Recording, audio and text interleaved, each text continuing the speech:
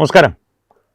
ഇവിടെ കമ്മ്യൂണിസ്റ്റ് പാർട്ടിയുടെ പി ജയരാജൻ കൊടുങ്ങല്ലൂർ ദേവീക്ഷേത്രം സന്ദർശിച്ചത് സംബന്ധിച്ച് വാർത്തകൾ പുറത്തു വന്നിരുന്നു. പക്ഷേ അത് പ്രതീക്ഷിച്ച അത്രയും വലിയ വിവാദമായില്ല. കാരണം ഇപ്പോൾ കേരളത്തിൻ്റെ മുഖ്യമന്ത്രി ആര്, KCO, VDO, RCO എന്നുള്ള വടംവലി നടന്നുകൊണ്ടിരിക്കുന്നതിനാൽ പി ജയരാജൻ്റെ ക്ഷേത്ര സന്ദർശനം അത്ര വിവാദമായില്ല. എന്നാലും അദ്ദേഹം ഒരു ഒഴുക്കൻ മട്ടിലുള്ള പതിവ് കമ്മ്യൂണിസ്റ്റ് രീതിയിലുള്ള ഒരു ഉരുണ്ടുകളി നടത്തിയിട്ടുണ്ട്. ഞാൻ കൊടുങ്ങല്ലൂർ ദേവി ക്ഷേത്രത്തിൻ്റെ ചരിത്ര പ്രാധാന്യത്തെക്കുറിച്ച് ആയിട്ടാണ് പോയത്. അതെ, ഇന്ത്യാന ജോൺസ് കഴിഞ്ഞാൽ ഈ ആർക്കിയോളജിസ്റ്റ്, ഹിസ്റ്ററി ഇതൊക്കെ പഠിക്കുന്നതിൽ ഏറ്റവും പ്രമുഖൻ പി ജയരാജനാണ്. പി ജയരാജൻ ജോൺസ് എന്നുള്ളതാണ് ട്രോളന്മാർ തിരികെ പറയുന്നത്. പക്ഷേ പി ജയരാജൻ്റെ ക്ഷേത്ര സന്ദർശനവുമായി ബന്ധപ്പെട്ട് അതിനോട് സമാനതകളുള്ള മറ്റൊരു വാർത്ത തമിഴ്നാട്ടിൽ നിന്ന് ഈ അടുത്തിടയ്ക്ക് പുറത്തു വന്നിരുന്നു. കാരണം സ്റ്റാലിൻ്റെ ഔദ്യോഗിക മന്ദിരമൊക്കെ ഒഴിഞ്ഞു പോകുന്ന ഒരവസ്ഥ ഉണ്ടായപ്പോൾ സ്റ്റാലിൻ്റെ ഔദ്യോഗിക വസതിയിൽ, തമിഴ്നാട് മുൻ മുഖ്യമന്ത്രി സ്റ്റാലിൻ്റെ ഔദ്യോഗിക വസതിയിൽ അദ്ദേഹത്തിൻ്റെ പത്നി ശ്രീമതി ദുർഗാ സ്റ്റാലിൻ, തമിഴിൻ്റെ ഭാഷയിൽ പറഞ്ഞാൽ തിരുമതി ദുർഗാ സ്റ്റാലിൻ ഒരുക്കി വച്ചിരുന്ന വലിയ പൂജാമുറി ചിത്രങ്ങൾ പുറത്തു വന്നിരുന്നു. ആ ചിത്രങ്ങൾ പുറത്തു വരുമ്പോൾ നമുക്ക് പറയാം, അത് അദ്ദേഹം നിരീശ്വരവാദിയാണ്. പക്ഷേ അദ്ദേഹത്തിൻ്റെ പത്നി ഈശ്വരവിശ്വാസിയാണെങ്കിൽ അത് തടയേണ്ട കാര്യം അദ്ദേഹത്തിനില്ലല്ലോ. അതുമാത്രമല്ല പുറത്തു വന്നത്, അവിടെ പ്രത്യേകമായിട്ട് ചില വിഗ്രഹങ്ങൾ കൊണ്ടുവന്ന് പ്രതിഷ്ഠിച്ച്, അതും വരാഹി ദേവിയുടെ വിഗ്രഹം കൊണ്ടുവന്ന് പ്രതിഷ്ഠിച്ച് തിരഞ്ഞെടുപ്പിൻ്റെ കാലത്ത് ദിവസവും ആ വരാഹി ദേവിയുടെ മുമ്പിലുള്ള പണപ്പെട്ടിയിൽ പണമിട്ടിട്ട് സ്റ്റാലിനും ഉദയനിധി സ്റ്റാലിനും പുറത്തേക്ക് ഇറങ്ങുമായിരുന്നുള്ളൂ, പ്രചരണത്തിനായി ഇറങ്ങുമായിരുന്നുള്ളൂ എന്നുള്ള വിവരങ്ങൾ പുറത്തു വന്നു. ഒപ്പം വരാഹി ദേവിക്ക് നടത്തുന്ന പൂജയിൽ തൊട്ട് തലയിൽ കൈവയ്ക്കുന്ന, അതായത് പൂവിലോ പുഷ്പാഞ്ജലി നടത്തിയ തട്ടത്തിലോ വിളക്കിലോ തൊട്ട് തലയിൽ ഇങ്ങനെ കൈവയ്ക്കുന്ന സ്റ്റാലിൻ്റെ ചിത്രവും ഇപ്പോൾ പുറത്തു വന്നിട്ടുണ്ട്. അത് ഈ വീഡിയോയ്ക്കൊപ്പം കൊടുക്കാം. ഇതിലൊക്കെ എന്താണ് പ്രശ്നം? ഒരു പ്രശ്നവുമില്ല. ഇത്തരത്തിലുള്ള പൂജാവിധികളും എല്ലാം ചെയ്യുന്നത് തികച്ചും വ്യക്തിപരമായിട്ടുള്ള കാര്യമാണ്. നിങ്ങൾ കബഡി നിരത്തി നോക്കൂ, ജാതകം നോക്കൂ, ഇതെല്ലാം നല്ല കാര്യമെന്ന് തന്നെ വേണമെങ്കിൽ ഞാൻ സമ്മതിച്ചു തരാം. പക്ഷെ പുറത്തിറങ്ങി ഇതെല്ലാം അന്ധവിശ്വാസങ്ങളാണ്, സനാതനത്തിനെ നശിപ്പിച്ച് കളയണം, അങ്ങനെയാണ് ഇങ്ങനെയാണ് എന്നുള്ള പ്രചരണം നടത്തുമ്പോൾ അവിടെയാണ് ഈ ഇരട്ടത്താപ്പ് വരുന്നത്, ഇതിലെ ഒരു ദുഷ്ലാക്ക് വ്യക്തമാകുന്നത്. കമ്മ്യൂണിസ്റ്റ് പാർട്ടിയുടെ കാര്യം എടുത്താലും അങ്ങനെ തന്നെ. കാരണം ദൈവവിശ്വാസത്തിനെതിരെ, ശബരിമല പോലുള്ള മഹാക്ഷേത്രങ്ങൾക്കെതിരെ ചെയ്യാവുന്ന അനീതികളെല്ലാം ചെയ്ത്, അക്രമങ്ങളെല്ലാം നടത്തി, ഹിന്ദുക്കളെ പരിഹസിക്കാവുന്നിടത്തെല്ലാം പരിഹസിച്ച്, അവരുടെ വിശ്വാസങ്ങളെ അപമാനിക്കാവുന്നിടത്തെല്ലാം അപമാനിച്ച്, ഒടുവിൽ പോയി ഇത്തരം പൂജകളുമെല്ലാം നടത്തുമ്പോൾ, കാരണം കമ്മ്യൂണിസ്റ്റ് പാർട്ടിയിലെ ഒട്ടുമിക്ക പ്രമുഖ നേതാക്കളും, എന്തിന് പിണറായി വിജയൻ ഉൾപ്പെടെയുള്ളവർ രഹസ്യമായി പൂജകൾ നടത്താറുണ്ട്. ജ്യോത്സ്യന്മാരെ സമീപിച്ച് അവർ പറയുന്നതിനനുസരിച്ച് ഗോശാലകൾ പോലുള്ള പരിഹാരക്രിയകൾ ചെയ്യാറുണ്ട് എന്നുള്ള ആരോപണം ഏറെക്കാലമായി നിലനിൽക്കുന്നുണ്ട് എന്നുള്ളത് സത്യമാണ്. ഇത്തരത്തിലുള്ള ഇരട്ടത്താപ്പുകൾ കാണിക്കുമ്പോഴാണ് ഇവർ ഈ പറയുന്നതിൻ്റെ പൊതുമധ്യത്തിൽ, പൊതുമണ്ഡലങ്ങളിൽ ഇവർ പറയുന്ന നിരീശ്വരവാദം തുടങ്ങിയ ഭോഷ്കുകളുടെ ഒരു ഉള്ളുകള്ളികൾ പരിശോധിക്കുവാൻ നാം നിർബന്ധിതരാകുന്ന. കമ്മ്യൂണിസ്റ്റ് പാർട്ടിയുടെ കാര്യം എല്ലാവർക്കും അറിയാം. പലതവണ പറഞ്ഞ് പഴകിയ വിഷയമാണ് അവരുടെ ഈ ഇരട്ടത്താപ്പ്. ഈ ദ്രാവിഡ രാഷ്ട്രീയ കക്ഷികളുടെ കാര്യമെടുത്താൽ, അതിൽ തന്നെ ദ്രാവിഡ മുന്നേറ്റ കഴകത്തിൻ്റെ കാര്യം എടുത്തു കഴിഞ്ഞാൽ, ഇവരുടെ ഈ നിരീശ്വരവാദം എന്നുള്ളതും ഈ ദ്രാവിഡ നാട് എന്നുള്ള സിദ്ധാന്തവും ഉരുത്തിരിയുന്നത് പലപ്പോഴായി ഞാൻ പറഞ്ഞിട്ടുള്ളതുപോലെ EV രാമസ്വാമി എന്ന അവർ പെരിയോർ എന്ന് വിളിക്കുന്ന വ്യക്തിയിൽ നിന്നാണ്. അതും ഇത്രയധികം കാപട്യം നിറഞ്ഞ മറ്റൊരു രാഷ്ട്രീയ നേതാവോ അല്ലെങ്കിൽ സാമൂഹ്യ പ്രവർത്തകനോ ഏറ്റവും ചുരുങ്ങിയത് തെക്കേ ഇന്ത്യയുടെ കാര്യത്തിലെങ്കിലും ഇല്ല എന്നുള്ളതാണ് വാസ്തവം. കാരണം അടിസ്ഥാനപരമായിട്ട് സ്വന്തം സ്ഥലം സംരക്ഷിക്കുവാൻ വേണ്ടി സ്വന്തം അച്ഛൻ്റെ മൃതശരീരം തന്നെ സമാധിയാക്കി വെച്ച്, വൈഷ്ണവ സമാധിയാക്കി വെച്ച് സ്ഥലം സംരക്ഷിച്ച ഒരു ചരിത്രം EV രാമസ്വാമിക്കുണ്ട്. അയാളാണ് നിരീശ്വരവാദിയായി നടന്നത്. പിന്നെ വരുന്നത് ഈ നിരീശ്വരവാദത്തിൻ്റെ എല്ലാം അടിസ്ഥാനം ഈ ദ്രാവിഡ സിദ്ധാന്തം എന്നുള്ളതാണ്. പ്രൗഡ് ദ്രവീഡിയൻ സ്റ്റോക്ക് എന്നിവർ പറയുമല്ലോ, അത് തന്നെ വലിയൊരു തട്ടിപ്പാണ്. കാരണം ഈ ദ്രാവിഡ നാട് എന്നുള്ളൊരു സിദ്ധാന്തം EV രാമസ്വാമി ഉയർത്തിക്കൊണ്ട് വന്നത് പഴയ ഒരുപാട് ചരിത്രങ്ങളുണ്ട്. ഈ ദ്രാവിഡ നാടെന്ന് പറയുന്നത് തമിഴ്നാട്, കേരളം, കർണാടകം, ആന്ധ്രയുടെ കുറേ ഭാഗങ്ങൾ, ഇതെല്ലാം ചേർന്നതാണ് ഈ ദ്രാവിഡ നാട് എന്നുള്ളതാണ് ഇവരുടെ വാദം. പക്ഷേ ഈ ദ്രാവിഡം എന്നുള്ള വാക്ക് തന്നെ സംസ്കൃതത്തിൽ നിന്ന് ഉത്ഭവിച്ചതാണ്.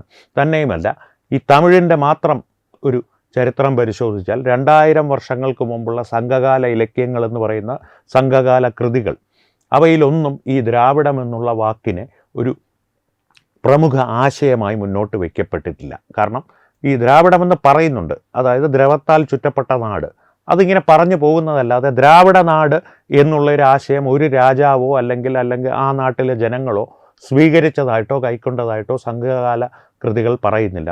തന്നെയുമല്ല, ഇവരിപ്പോൾ എതിർക്കുന്ന ഈ സനാതനധർമ്മമുണ്ടല്ലോ, ആ ധർമ്മത്തിൻ്റെ പ്രതിരൂപങ്ങളായി ഇവർ തന്നെ ഉയർത്തിക്കാട്ടുന്ന ശ്രീരാമനും ദീപാവലി പോലുള്ള ആഘോഷങ്ങളുമെല്ലാം നിരവധി തവണ വളരെയധികം പ്രാധാന്യത്തോടുകൂടി തന്നെ ഈ സംഘകാല കൃതികളിൽ പരാമർശിക്കപ്പെട്ടിട്ടുമുണ്ട്. ശ്രീരാമനെയൊക്കെ ആരാധിക്കുന്ന രാജാക്കന്മാരെക്കുറിച്ച്, ചോള രാജാക്കന്മാർ ഹൈന്ദവരായിരുന്നില്ല. കാരണം ഇപ്പോൾ പറയുന്ന മറ്റൊരു വാദം, ഈ തമിഴ്നാട്ടിലെ ഈ ശിവൻ്റെയും മറ്റുമുള്ള ആരാധന, ശിവൻ്റെയും സുബ്രഹ്മണ്യനെയും ഒക്കെ ആരാധിക്കുന്ന രീതി ഹിന്ദുമതവുമായി അതിന് ബന്ധമൊന്നുമില്ല എന്നാണ്. അതും ഉണ്ട് എന്ന് സംഘകാല കൃതികൾ തന്നെ തെളിയിക്കുന്നുണ്ട്. തമിഴൻ്റെ ചരിത്രത്തിൻ്റെ, തമിഴ് ഭൂമിയുടെ ഒരു അടിസ്ഥാന ശില തന്നെ ഈ സംഘകാല കൃതികളാണ്.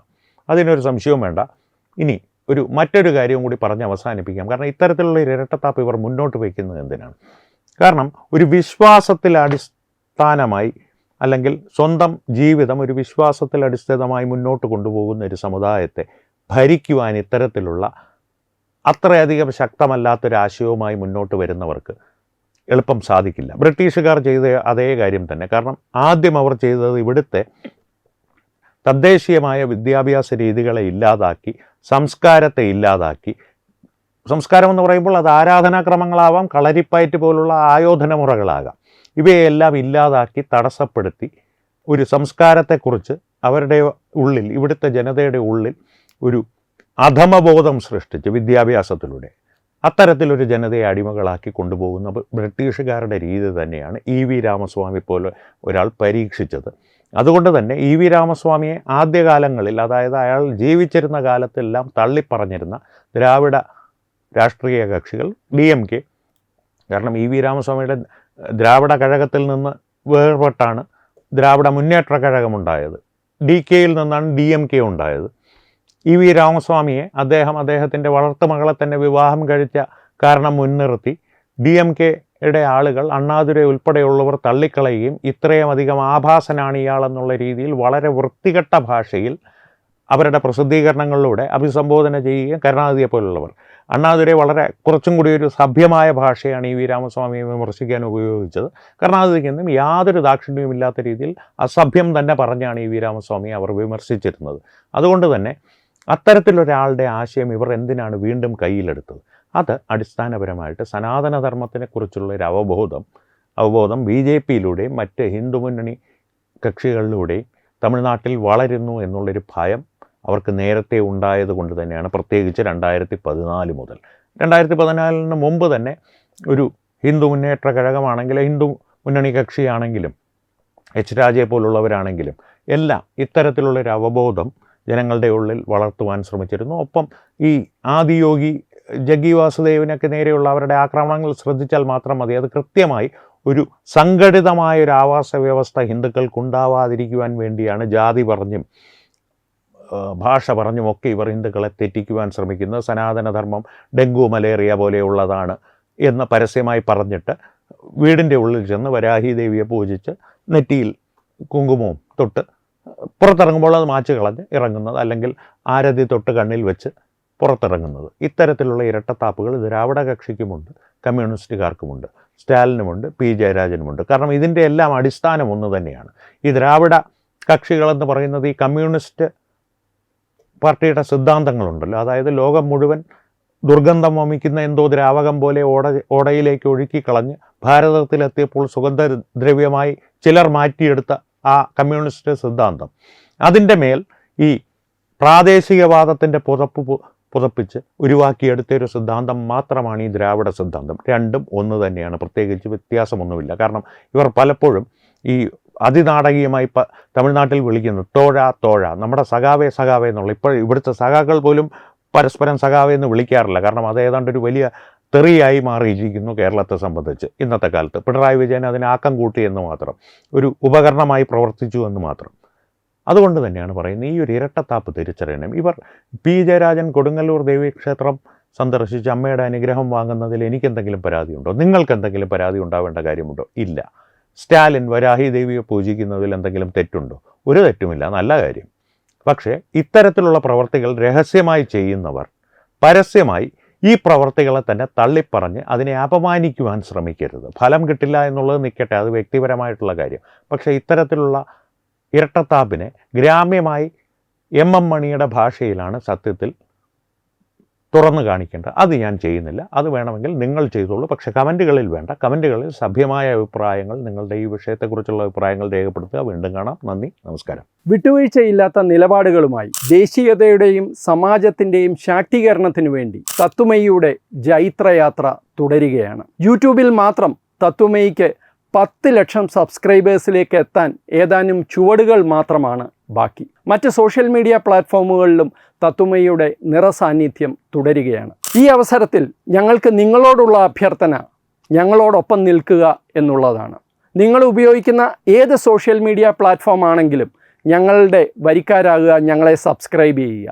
നിങ്ങളുടെ സുഹൃത്തുക്കളിലേക്ക് തത്വമയിയുടെ ഈ സന്ദേശം പ്രചരിപ്പിക്കുക. ഞങ്ങളോടൊപ്പം നിൽക്കൂ, രാഷ്ട്രത്തോടൊപ്പം നിൽക്കൂ, ദേശീയതയ്ക്കൊപ്പം സഞ്ചരിക്കൂ.